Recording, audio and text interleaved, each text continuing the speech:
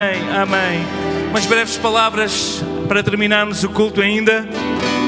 Quando eu era criança, adolescente, quando eu tive uma conversão, a minha mãe me levou podem sentar.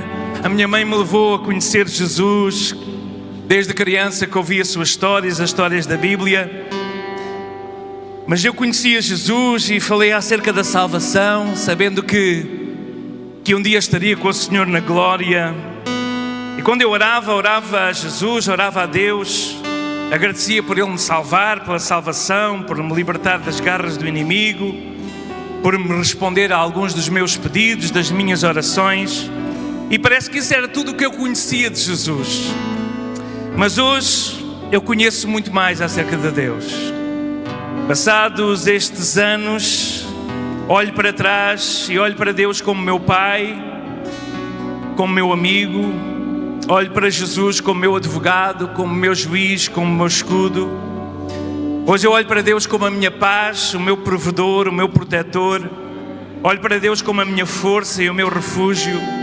Olho para Deus como o arquiteto da minha vida e aquele que nunca falha nos seus projetos. Eu às vezes que falho não cumprindo os projetos que Ele desenhou a meu respeito. Eu dou graças porque Ele tem um sentido de humor, Deus, incrível, que eu tanto aprecio. Mas também tem uma seriedade única, quando nos momentos em que preciso de ouvir a sua voz ou ser corrigido, com amor esse Deus me corrige através da sua palavra, através de companheiros e amigos que Ele usa, através da minha esposa para me corrigir. Eu dou graças a Deus pela pessoa bendita do Espírito Santo que habita em mim e que me dirige, me faz lembrar das palavras de Jesus e me conduz dia a dia nos seus caminhos. Eu dou graças pela presença contínua na minha vida. E naqueles momentos em que a presença de Deus desapareceu, naqueles momentos em que eu pensei que por mim próprio eu conseguia alcançar o mundo e ser bem sucedido, e o vazio foi aumentando, eu dou graças a Deus porque esse Jesus sempre esteve à minha espera, e esse Deus e as orações da minha família e dos meus pais fizeram com que eu caísse em mim e percebesse que a minha vida sem Deus não faria sentido. Eu dou graças a Deus pela igreja e pelas igrejas pela qual servi. Igrejas que eu posso agora servir, esta igreja, como eu dizia no início, que tem muita coisa a ver com a história da salvação da nossa família, dos meus avós, dos meus pais e de todo o meu lar. Gratidão, é sobre isso que eu vou terminar a falar. Gratidão, a gratidão abre o caminho à plenitude da vida. Gratidão, há um versículo da Bíblia, 1 Tessalonicenses 5,18, um versículo curto que diz assim: em tudo dai graças, porque essa é a vontade de Deus em Cristo Jesus para convosco. Em tudo dai graças. Não diz por tudo dai graças, mas em todas as situações, em todas as circunstâncias, em tudo dai graças, porque esta é a vontade de Deus em Cristo Jesus para convosco. Nós vivemos numa cultura de reclamação, numa cultura onde o ser humano não é grato.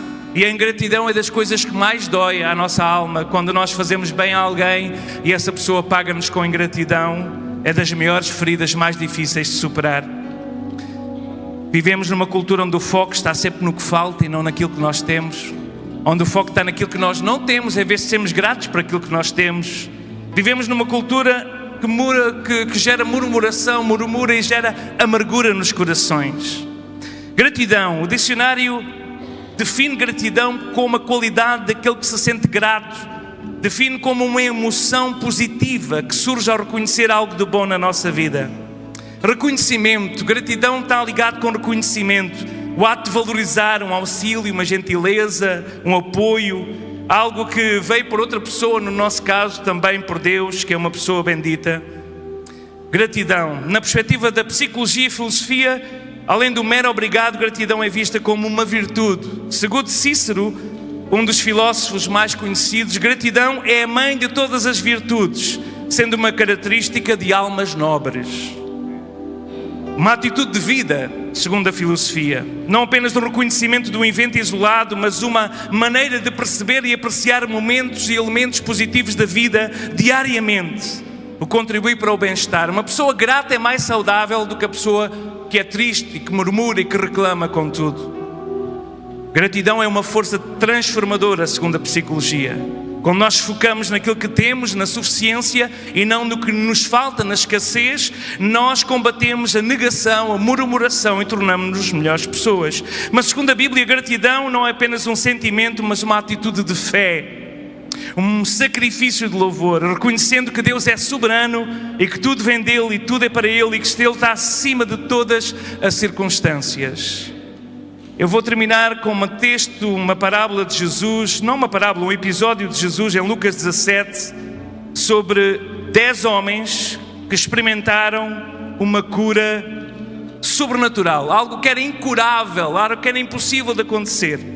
Eles ouviram falar acerca de Jesus e dos milagres de Jesus e eles foram a correr ter com Jesus. E diz assim em Lucas 17, 11... Sucedeu que indo Jesus a Jerusalém passou pelo meio de Samaria e da Galileia e entrando numa certa aldeia saíram ao encontro 10 homens leprosos, os quais pararam de longe e levantaram a voz dizendo: Jesus, Mestre, tem misericórdia de nós. E Jesus vendo-os disse-lhes: Ide, mostrai-vos aos sacerdotes.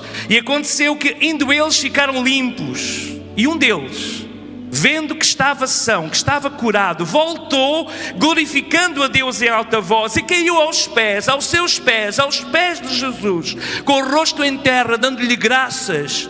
E este era samaritano.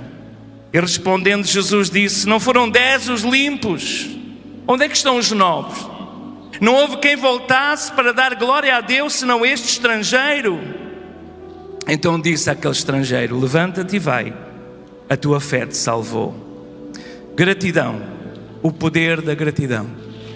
Nós vivemos dias de amnésia espiritual. Amnésia é falta de memória, esquecimento, e às vezes esquecemos das bênçãos. A Bíblia diz para nós contarmos as bênçãos.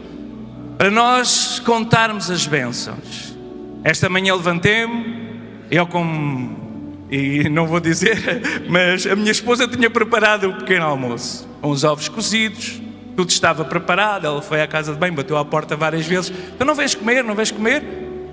Eu chego, a mesa estava posta. E eu disse: que bênção é nós estarmos nesta casa em paz, termos um café da manhã, um pequeno almoço tão abençoado, ter uma esposa que me ama, uma família tão preciosa. E eu deixei saltar palavras de gratidão. Que gratidão, que maravilhoso nós sermos gratos. Mas às vezes damos tudo como adquirido e esquecemos que a gratidão é fundamental. É verdade que 9 dos 10 que foram curados esqueceram-se daquele que os tinha curado. Para eles agora era a loucura de irem ter com as famílias. Primeiro terem um carimbo do sacerdote, entre aspas, a declaração de que estavam curados, porque aquela doença impedia-os de contactar com os familiares, com os amigos. A doença da lepra na altura era uma doença que gerava exclusão total. E aqueles 10 que foram curados da sua doença, que os excluía da sociedade, ao serem curados por Jesus, eles foram eufóricos, certamente, fazer aquilo que Jesus disse, sim, mostrarem-se aos sacerdotes, mas a partir daí só pensavam: eu tenho que ver novamente a minha família, tenho que voltar aos meus amigos, tenho que voltar ao meu trabalho. E esqueceram-se daquele que tinha curado, daquele que os tinha sarado. Mas houve um estrangeiro que, indo no caminho, percebeu que as manchas da lepra que estavam na sua vida tinham desaparecido. As manchas da doença que estavam no seu corpo tinham desaparecido.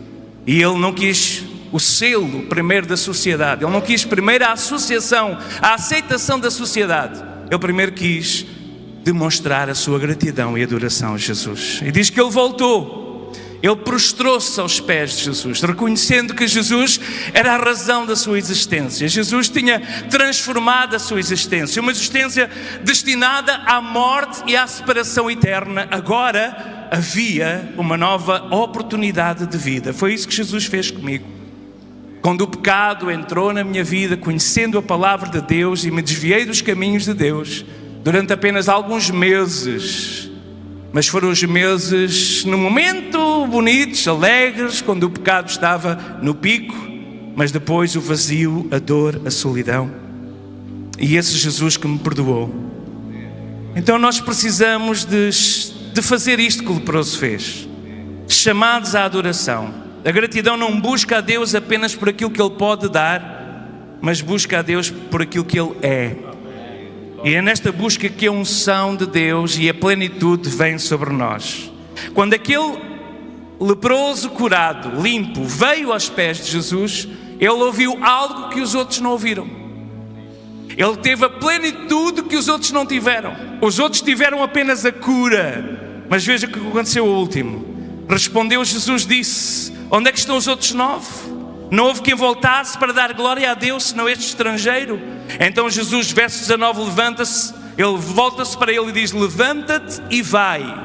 A tua fé se te salvou.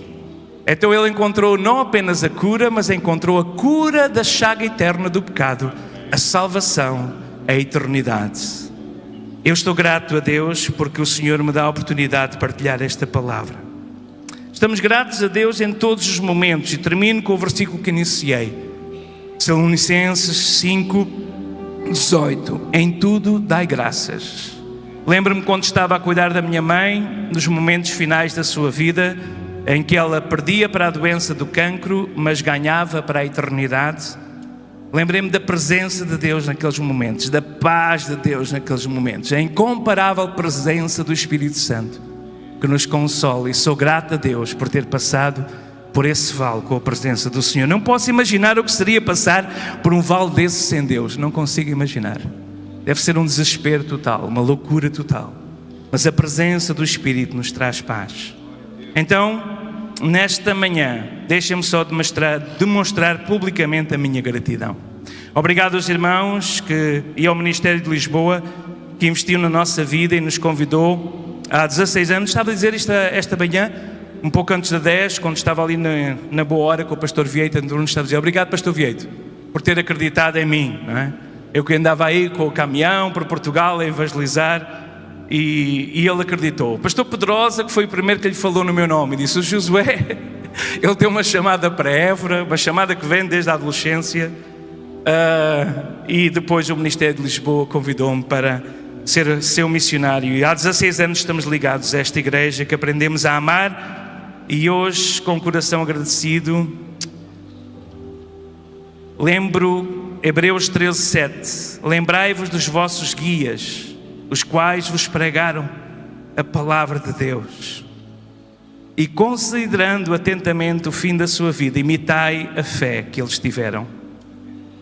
A fé do meu pai Eugênio José da Ponte, que nunca desistiu de orar por mim. Dizia isso na convenção, na quarta-feira, quando recebi a medalha de prata do ministério. Eu dizia isso.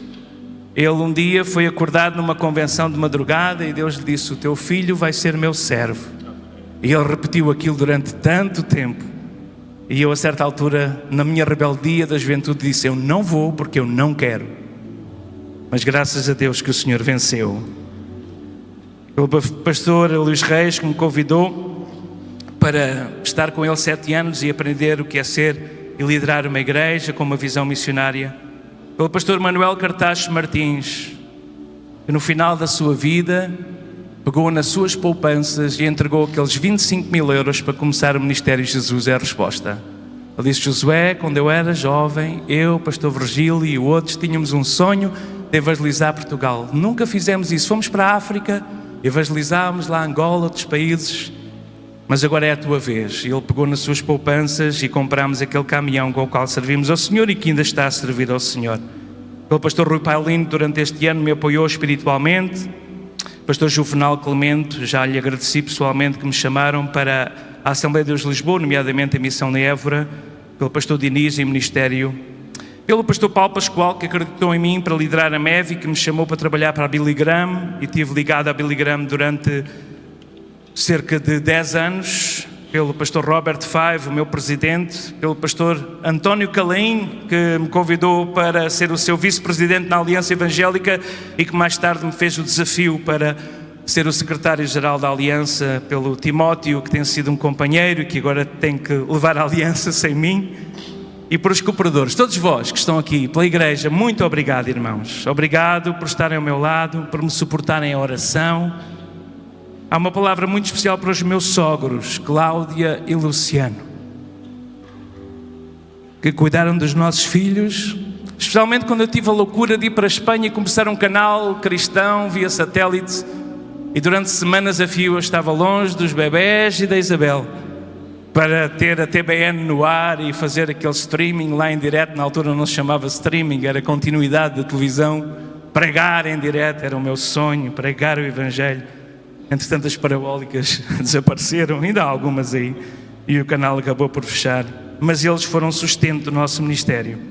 A minha esposa, companheira, melhor amiga, o ministério, mais de 50% pertence a ela e aos meus filhos. Muito obrigado. Gostaria de terminar então com um vídeo